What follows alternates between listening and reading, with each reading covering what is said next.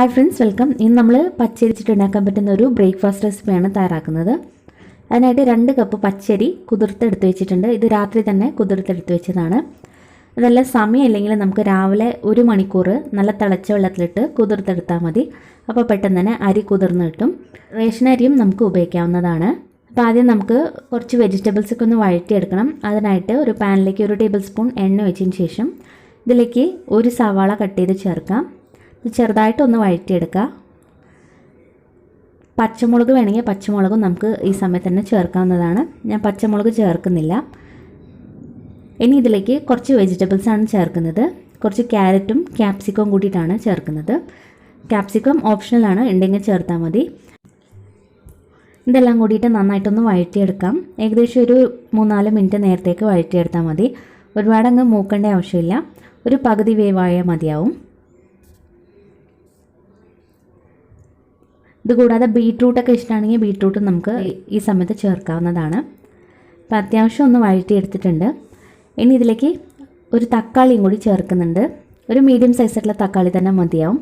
തക്കാളി ഇഷ്ടമില്ലെങ്കിൽ ഒഴിവാക്കാം. ചേർത്താൽ നല്ലൊരു ടേസ്റ്റ് കിട്ടും. ഒരുപാടങ്ങ് വെന്ത് കുഴയേണ്ട ആവശ്യമില്ല. ചെറുതായിട്ടൊന്ന് വഴറ്റിയെടുത്താൽ മതി. ഇനി ഇതിലേക്ക് പൊടികളും കൂടി ചേർക്കുകയാണ്. ഇപ്പോൾ 1/2 ടീസ്പൂൺ മഞ്ഞൾപ്പൊടി ചേർക്കുന്നുണ്ട്. പിന്നെ കുറച്ച് ഉപ്പ് ചേർക്കാം.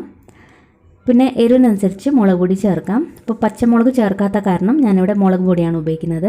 അപ്പോൾ നിങ്ങൾക്ക് വേണമെങ്കിൽ പച്ചമുളകും മുളക് പൊടിയും രണ്ടും കൂടി ഉപയോഗിക്കാവുന്നതാണ്. അപ്പോൾ അത് ഓരോരുത്തരുടെ ഇഷ്ടം പോലെ ചെയ്യാം.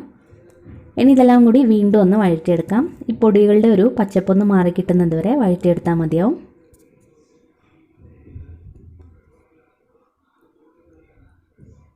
അപ്പോൾ ഇത് വഴറ്റിയെടുത്തു. ഇതിനി ഒന്ന് തണുക്കാൻ വയ്ക്കാം. അപ്പോൾ ഇത് തണുക്കുന്ന സമയം കൊണ്ട് നമുക്ക് അരി അരച്ചെടുക്കാവുന്നതാണ്. കഴുകിയ അരി മിക്സിഡ് ജാറിലേക്ക് മാറ്റി ഇതിലേക്ക് 2 പുഴുങ്ങിയ ഉരുളക്കിഴങ്ങും കൂടി ചേർക്കാം. 1 കപ്പ് അരിക്ക് 1 ഉരുളക്കിഴങ്ങ് എന്ന കണക്കിൽ വേണം എടുക്കാനായിട്ട്. അപ്പോൾ നമുക്ക് വേണമെങ്കിൽ പച്ച ഉരുളക്കിഴങ്ങ് എടുക്കാം, അല്ലെങ്കിൽ പുഴുങ്ങിയ ഉരുളക്കിഴങ്ങായാലും മതി. ചേർക്കുമ്പോൾ കുറച്ചും കൂടി ടേസ്റ്റി ആയിരിക്കും. അപ്പോൾ ആവശ്യത്തിന് വെള്ളം കൂടി ഒഴിച്ചിട്ട് ഇതുപോലെ നല്ല നൈസായിട്ട് അരച്ചെടുക്കണം. ഇപ്പോൾ മാവ് ഒരുപാട് കട്ടിയായിട്ടാണില്ലെങ്കിൽ കുറച്ചും കൂടി വെള്ളം ഒഴിച്ച് നമുക്ക് ഒന്ന് ലൂസാക്കി എടുക്കാം. ഒരുപാടങ്ങ് ലൂസാക്കരുത്. ഇനി ഇതിലേക്ക് നമ്മൾ ഉപ്പ് ചേർത്തിട്ടില്ല. അതിനുള്ള ഉപ്പും കൂടി ചേർക്കാം. ഇതിലേക്ക് നമ്മൾ വേറെ ബേക്കിംഗ് സോഡയൊന്നും ചേർക്കുന്നില്ല. ഉരുളക്കിഴങ്ങ് ചേർത്ത കാരണം തന്നെ നല്ല സോഫ്റ്റായിട്ട് തന്നെ കിട്ടും. ഇനി ഇതിലേക്ക് നമ്മൾ ഈ വഴറ്റി വെച്ചിരിക്കുന്ന വെജിറ്റബിൾസും കൂടി ചേർത്ത് എല്ലാം കൂടി ഒന്ന് മിക്സ് ചെയ്തെടുക്കാം. ഇതിപ്പോൾ ഒരുപാട് കട്ടിയായിട്ടാണുള്ളത്. നമുക്ക് കുറച്ചും കൂടി വെള്ളം ഒഴിച്ച് ഇതൊന്ന് ഡൈല്യൂട്ട് ചെയ്തെടുക്കണം. അപ്പോൾ ഇത് ഈ ഒരു പരുവത്തിൽ വേണം നമ്മൾ മിക്സ് ചെയ്തെടുക്കാനായിട്ട്.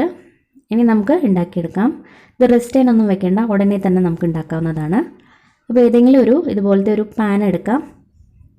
അപ്പച്ചട്ടി ആയാലും മതി. കുറച്ച് ഓയിൽ ഒഴിച്ചിട്ടുണ്ട്. ഇതിലേക്ക് നമുക്കൊരു 1 സ്പൂൺ മാവ് ഒഴിച്ചു കൊടുക്കാം. ഒരുപാടങ്ങ് കട്ടിയിലാക്കരുത്. കുറച്ച് കട്ടിയിലായാൽ നല്ലതായിരിക്കും. ഒരുപാടങ്ങ് കട്ടിയിലാക്കാതെ ഒരു 1.5 സ്പൂൺ മാവ് ഒഴിച്ചാൽ തന്നെ പാകത്തിന് നമുക്ക് കിട്ടും. ഇതിന് നമുക്ക് അടച്ചു വെച്ചിട്ട് മീഡിയം ഫ്ലെയിമിലിട്ട് കുക്ക് ചെയ്തെടുക്കാം. ഇപ്പോൾ ഒരു സൈഡ് വെന്തതിന് ശേഷം മറിച്ചിട്ട് വീണ്ടും ഒന്ന് കുക്ക് ചെയ്തെടുക്കണം. നമുക്ക് ഇങ്ങനെ ഉണ്ടാക്കാം, അല്ലെങ്കിൽ പിന്നെ നമ്മൾ സാധാരണ ദോശ ചൂടുന്ന തവയിൽ തന്നെ ഇട്ട് ദോശ ചുട്ടെടുത്താലും മതി. ഇപ്പോൾ 2 സൈഡും നന്നായിട്ട് തന്നെ കുക്കായി കിട്ടിയിട്ടുണ്ട്. ഇതിപ്പോൾ റെഡിയാണ്. നല്ല സോഫ്റ്റ് ആയിട്ടുള്ള അപ്പമാണ്. ഇതേ രീതിയിൽ തന്നെ നമുക്ക് ബാക്കിയുള്ളതും റെഡിയാക്കിയെടുക്കാം.